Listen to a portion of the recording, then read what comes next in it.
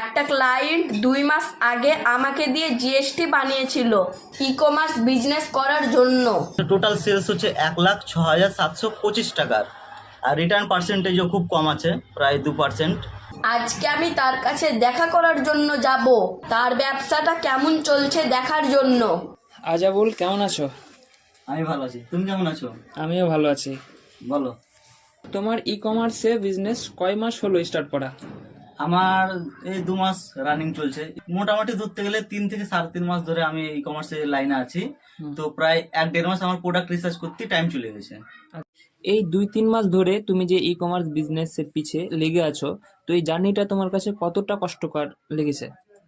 এই 2 থেকে 3 মাসের জার্নিটা, প্রথম কাজ যে 1.5 মাসটা ছিল, 1 থেকে 1.5 মাস, ওটা প্রচন্ড কষ্টকর টাইম ছিল। প্রথম কাজ যদি তোমার 1টা-2টা করে অর্ডার আসে, 3-4টা অর্ডার আসে, তোমার পিক আপের সমস্যা হবে, তার কারণ কুরিয়ার বয় তোমার পিক আপ নিতেই আসবে না।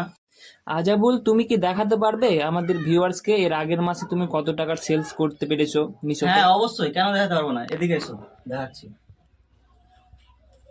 দেখো আমার প্যানেলের ড্যাশবোর্ড দেখো, প্রায় এটা আমি 7 দিনের ড্যাশবোর্ড খুলে রেখেছি, 1 মাসে করে দিচ্ছি, লাস্ট 30 দিনের।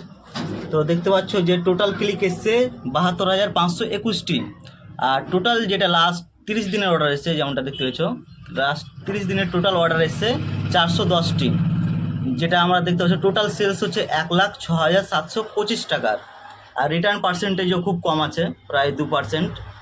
হ্যাঁ, প্রচণ্ড খুব গতিতে গ্রো হচ্ছে আমাদের এই চ্যানেল।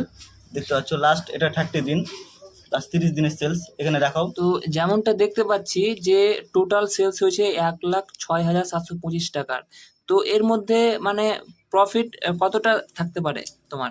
এবার প্রোডাক্ট হিসাবে সেটা হচ্ছে, কিন্তু আমার ক্ষেত্রে প্রায় 20% প্রফিট আছে। তোমার মতে কোনটা ঠিক, জিএসটি বানিয়ে ই কমার্সে সেল শুরু করা নাকি উইদাউট জিএসটি কাজ শুরু করা?